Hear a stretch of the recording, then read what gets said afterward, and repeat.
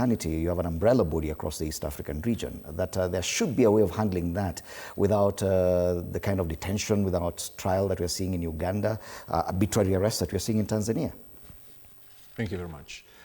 I must offer my condolences to the deceased Bishop Sulumeti, his family, his friends, and the family, the friends of the late Betty also.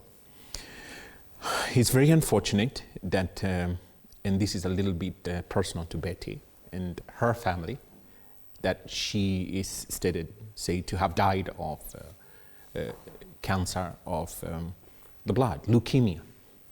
Now, allow me to digress just for a fraction of a minute and say that it is tragic that our medical fraternity have gone completely silent on the spike of these very, should I say, aggressive types of cancer. The rise, the spike, I should say, in heart diseases. And I don't want to say it's a coincidence after the COVID-19 vaccine was administered.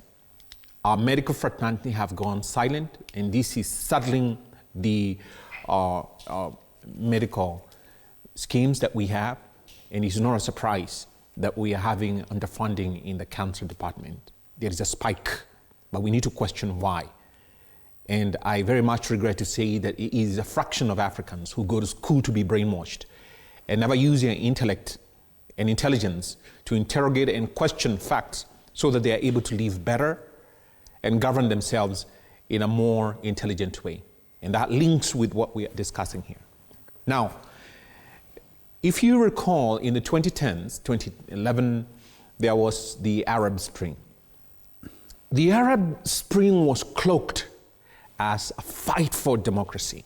And I want to link that with this COVID-19 World Bank project, which was said, oh, you know, if you don't follow along with this project, you are anti-democracy. I did not hear one civil society lament and say you are infringing on the human rights of Kenyans by locking them down as chicken, like chicken. Never heard. And yet, Sweden never locked down a single day.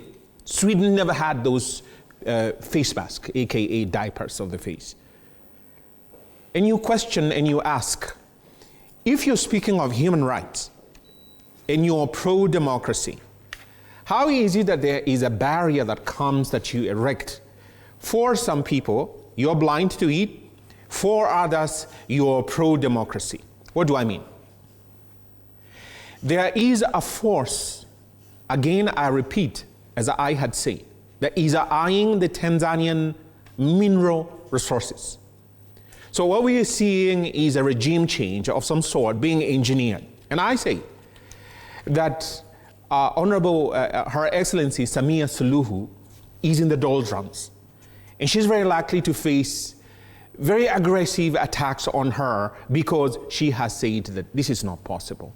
And so they want a candidate, they want a person who they can manipulate very easily. The types of Biya, the types of Ouattara, the types of Kagame, where they can manipulate and they have propped up and they put there. How is it that people are saying 97.6%, it's not possible for Tanzanians to have that, but they're not saying the same thing about Rwanda? How is it that Kagame gets 99%? How is it that nobody says anything about it? I'm saying that hypocrisy speaks volumes to me, and I'm not endorsing or saying that the Tanzanian election was in any way free of manipulation or those shenanigans. I'm not saying that. That's different. But I'm saying if you're going to speak of human rights, if you're going to speak of democracy at this spaces, be consistent for heaven's sake. But here we have, and we must recognize, and we must accept, the same forces who are behind the Arab Spring are behind what we are seeing now, the fermenting of this dissent, cloaked as democracy in Tanzania, using the fronts in the Kenyan civil society. I say that with tremendous respect, because that civil society seems to only be pro-democracy. They are not fighting for justice in the real sense. And what do I mean? Now, these people some of them in the legal fraternity, should be aware there is a section 259 and section 260 of the Penal Code. And I beg them to read it, to read those provisions. Now, those provisions state that if you abduct someone with the intent to confine them or to injure or harm them, that's a criminal offense. I haven't heard any of them go aggressively to the DPP. We want these specific charges framed against these people under section 259 and section 260 of the Penal Code. They're not doing it. But what are they saying? Oh, Tanzania has a problem. Tanzania needs to do this. And then we hear the bells toll in the ICC. Samia Suluhu, we want you. How come that's the same script that played out in Ivory Coast? That's the same script that played out here in 2007, after Kibaki was able to extricate this country from the grip and the oppression of the IMF and the loans, and we're able then to stand on our economic feet and be able to say, we don't want your loans. In other words, we don't want you to dictate to us. We don't want your neo-colonialism. But they needed that control, and therefore they incepted and they agitated for the coalition government, which is what I'm saying, that this so-called civil society is used as an instrument, as a tool of neo-colonialism, of domination, of control, in the name of democracy. So Africans should wake up. And some of them who are so brainwashed as to say that Samia Suluhu is illegitimate in government, say the same thing about Kagame. Say the same thing. But Wakili, we have normal businesses and traders in Tanzania, businessmen who are of Kenyan descent who are now complaining that they feel targeted simply because of being Kenyan. They're not activists. They're just people in Tanzania that are running their businesses, and they only happen to come from Kenya. And that's the question we're asking this morning. Are there better ways to deal with criminal elements? Because yes, the civil society could be manipulated, as you say. Is there a better way to deal within the East African framework to deal with elements that are considered criminal, and in the same way ensure that others who are not criminals are actually protected? Yes, there's a definite way. There's a definite way. And this is the failure in our foreign ministry. Our foreign ministry is failing the Kenyans, the East Africans, and the larger world that expects and hopes to see some cohesiveness of the East African community, so that there's a dichotomy. There is a distinction made between they who are genuine business people, investors across the border. There are Tanzanians here doing business, legitimate. There are Kenyans in Tanzania doing legitimate business. They ought to be afforded and accorded the space to do that business within the confines of proper laws. And then we have they who cloak themselves as human rights activists, who then go nyemelea. And I do not support Honorable Cherargei saying that Finya, of course, means, torture them. I mean, that's wrong.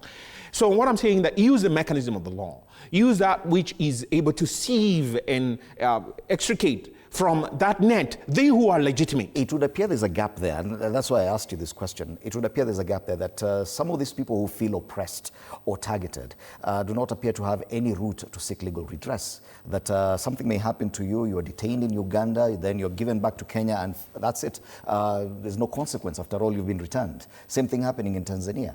That's the question. Is there a proper framework where someone who feels targeted can actually seek legal redress, even when the foreign ministry is not acting as fast as they should? I don't think that there is an easier way, because you're dealing with the official protocol. And official protocol dictates that you go through the mechanism, the channels that are laid down. You cannot override that. You cannot go beyond that.